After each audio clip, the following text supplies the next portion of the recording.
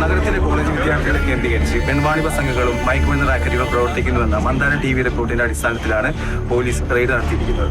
നഗരത്തിലെ VIP-കൾ താമസിക്കുന്ന കോളനിയിൽ ഒരു ആഡംബര വീട് കേന്ദ്രമാക്കിയായിരുന്നു സംഘത്തിന്റെ പ്രവർത്തനങ്ങൾ. പിടിക്കപ്പെട്ട പെൺകുട്ടികളെല്ലാം തന്നെ നഗരത്തിലെ വിവിധ കോളേജുകളിലെ വിദ്യാർത്ഥിനികളാണെന്നുള്ളതാണ് പോലീസിന്റെ ആദ്യ നിഗമനം. കൂടുതൽ വിവരങ്ങൾ ലഭ്യമായി വരുന്നതേയുള്ളൂ.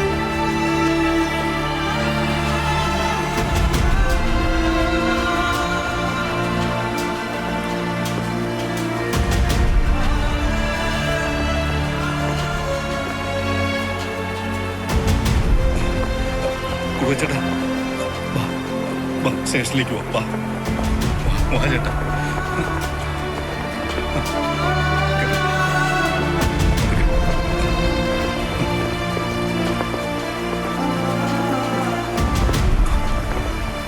ബാബു സാറേ, സ്റ്റേഷനിലുണ്ടോ?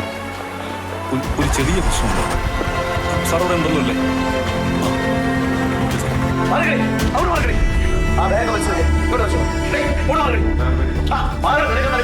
എന്താണ് നിന്റെ പേര്? എന്തോ കോച്ചിങ് ക്ലാസ് ആയിട്ട് നിനക്ക് അച്ഛനും അമ്മയെ കഷ്ടപ്പെട്ട് പഠിപ്പിക്കാനായിരിക്കും. എന്നിട്ട് വല്ലവന്റെയും കൂടെ അഴിഞ്ഞാട്ടിട്ട് നിന്റെ ഓ അത് ശരി. അപ്പൊ ഇതും നിന്റെതാണോ? അവിടെ ബാഗ് പരിശോധിച്ചോളൂ.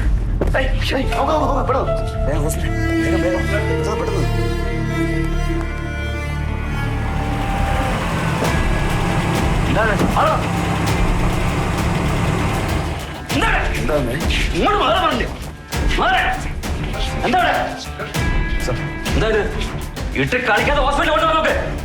പിടിച്ച് പുറത്താക്കണം ഇവരൊക്കെ.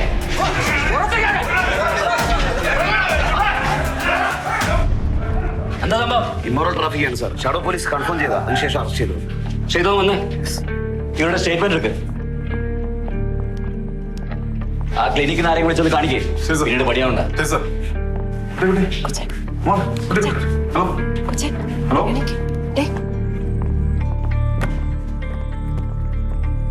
പെരുമ്പാവൂർ സ്വദേശി സജിമോൻ വാടകയ്ക്കെടുത്തിരുന്ന ആഡംബര വീടുകൾ കേന്ദ്രീകരിച്ച് ദീർഘനാളായി മയക്കുമരുന്ന് വ്യാപാരവും അനാഥായി പോലീസ് കണ്ടെത്തി. പത്രക്കാര് പിറകെ ക്യാമറ ആയിട്ട് വന്നില്ലെങ്കിൽ തനിക്കൊന്നും പണിയെടുക്കാൻ പറ്റില്ലേ?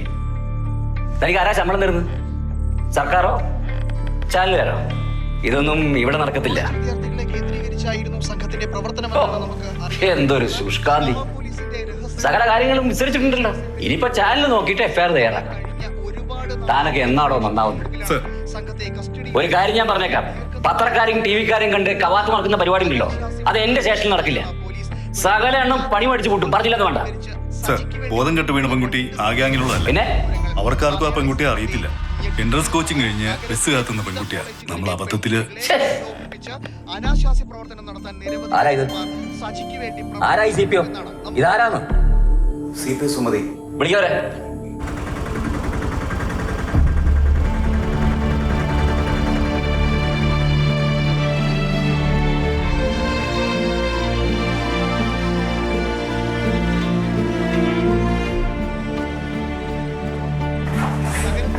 എന്തായത്? തനിക്ക് സസ്പെൻഷൻ കേട്ടോ. ഈ കുട്ടി ഇന്നസെന്റാ, പക്ഷെ അവരുടെ മുഖം ലോകം മുഴുവൻ കണ്ടോണ്ടിരിക്കുക. താൻ ഒരൊറ്റ ഒരുത്തി കാരണം.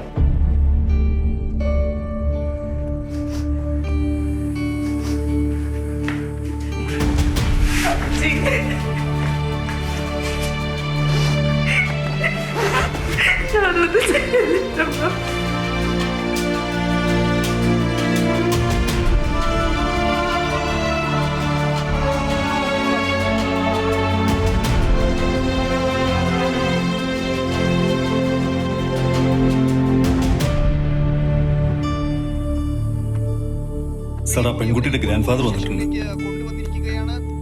എന്തൊക്കെയാണല്ലേ കാണിച്ചു വെച്ചിരിക്കുന്നത്?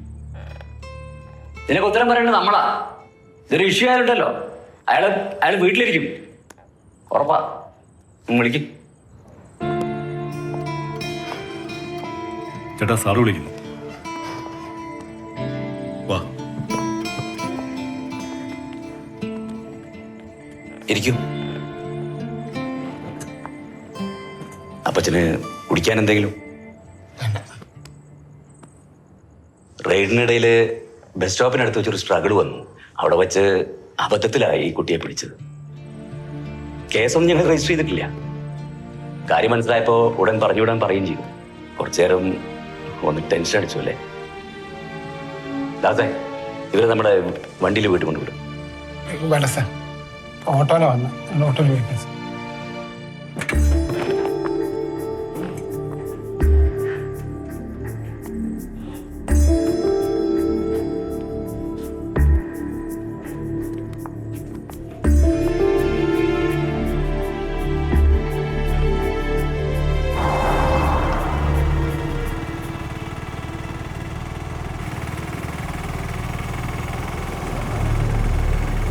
കണ്ണി കൊള്ളേണ്ടത് പുരുകത്തുകൊണ്ടെന്ന് കരുതിയാൽ മതി. എന്തായാലും കൊച്ചിന് ദൈവാധീനമുണ്ട്. അതല്ലേ പോലീസുകാർക്ക് സത്യം ബോധ്യമായത്. അല്ലെങ്കിൽ സത്യം തെളിയിക്കാൻ നമ്മൾ വീണ്ടും നടക്കേണ്ടി വരും.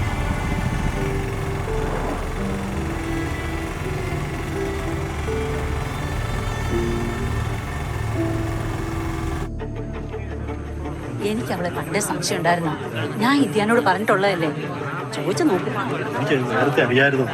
ഞാൻ പറ്റേ പുള്ളി ഒരു അയ്യോമാവെന്ന് വിട്ടുകളഞ്ഞു. എന്തോന്ന് അയ്യോ പാപം, ഓണോ മാനം വിട്ട വർഗ്ഗങ്ങൾ. നാളെ നേരം വെളുക്കുമ്പോ പറഞ്ഞു വിട്ടോന്ന് കുട്ടികളെ.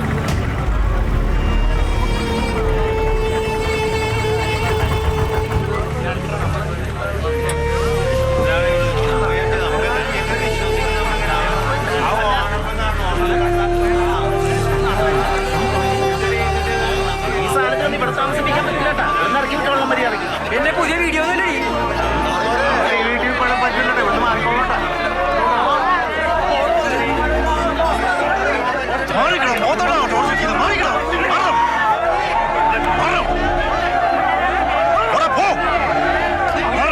പോലീസുകാർക്ക് ഒരു അബദ്ധം പറ്റിയെന്ന് പോലീസുകാരൻ തന്നെ പറയണ്ടേ?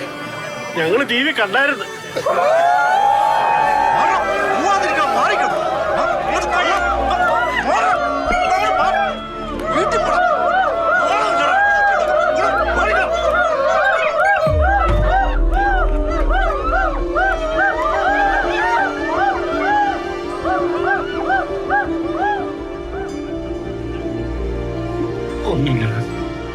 ഒന്നുമില്ല.